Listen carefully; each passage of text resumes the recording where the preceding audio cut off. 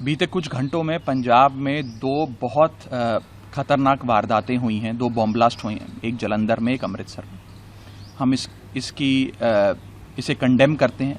स्थिति बहुत सेंसिटिव है, चिंताजनक है और सीधे तौर पर ये बॉम्ब ब्लास्ट पंजाब की अमन और शांति से एक प्रकार का खिलवाड़ करने की कोशिश है।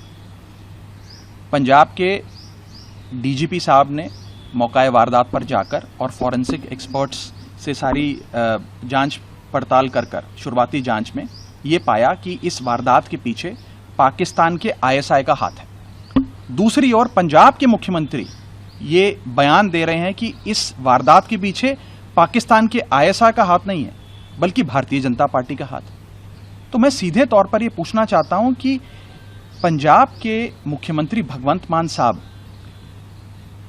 पाकिस्तान की आईएसआई को क्यों क्लीन चिट देना चाहते हैं, और क्या उनकी इतनी दुश्मनी भारतीय जनता पार्टी से और अपने पॉलिटिकल ओपोनेंट से हो गई है कि आज उस पॉलिटिकल ओपोनेंट पे दोषारोपण करने के लिए उन्हें पाकिस्तान की आईएसआई की गोद में जाकर बैठना पड़ रहा है।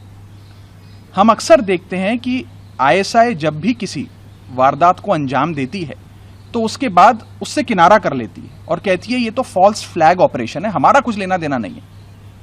आज भगवंत मान साहब सीधे तौर पर आईएसआई का नैरेटिव को आगे बढ़ा रहे हैं। जो बात आईएसआई कहती है वही मान साहब कह रहे हैं। तो ये बहुत खतरनाक है। मैं समझने का प्रयास कर रहा हूं कि क्यों भगवंत मान साहब, ऐसी कौन सी वो कंपल्शंस हैं जिसके चलते उन्हें इन आतंकवादियों को और इस आईएसआई को क्लीन चिट देने की इतनी जल्दी पड़ी है, और सीधे तौर पर वे अपने पॉलिटिकल ओपोनेंट को इसके लिए ब्लेम कर रहे हैं। ये बहुत चिंताजनक बयान है, इसे गंभीरता से लेना चाहिए और समझना चाहिए कि उनकी ऐसी क्या मजबूरियां हैं जिसके चलते वो इस प्रकार के बयान देने के लिए मजबूर हैं। दूसरा विषय यह है कि पंजाब एक बहुत सेंसिटिव बॉर्डर स्टेट है।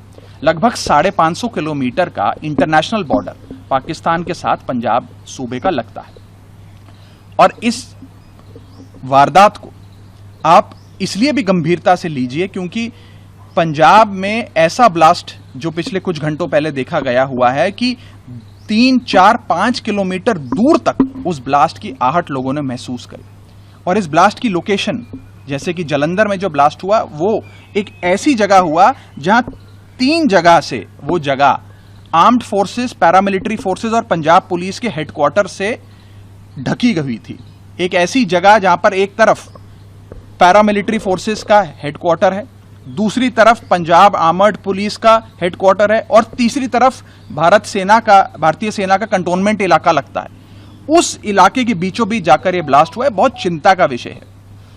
मैं यह भी कहना चाहूंगा कि बीते कुछ समय से पंजाब के अंदर कानून व्यवस्था, लॉ एंड ऑर्डर बद से बदतर होता जा रहा है।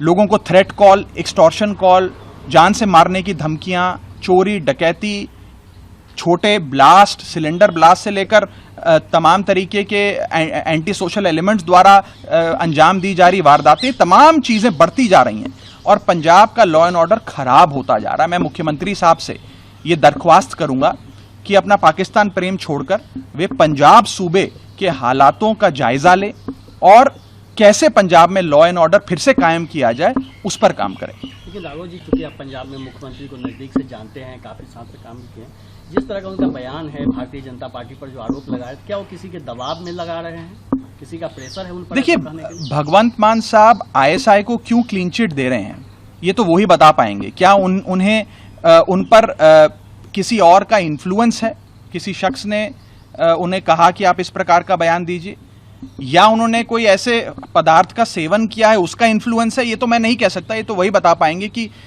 किसी व्यक्ति के इन्फ्लुएंस में या किसी वस्तु के इन्फ्लुएंस में वो ये बयान दे रहे हैं। लेकिन ये बयान बहुत सीरियस है और सीधे तौर पर ये एक प्रो पाकिस्तान और एंटी इंडिया बयान है। इन बयानों से एक डेमोक्रेटिकली इलेक्टेड चीफ मिनिस्टर को बचना चाहिए और अपने सूबे के जो लॉ एंड ऑर्डर के हालात हैं उनका जायजा लेकर उसे मजबूत कैसे किया जाए, इस बॉम्ब ब्लास्ट के पीछे जो लोग हैं उन्हें पकड़ा कैसे जाए, इस इन्वेस्टिगेशन को कंक्लूजन की ओर कैसे ले जाया जाए, उस विषय पे काम करना चाहिए और अपने सूबे के लोगों को विश्वास में लेना चाहिए, ना कि इस प्रकार के इर्रेस्पॉन्सिबल बयान देने चाहिए।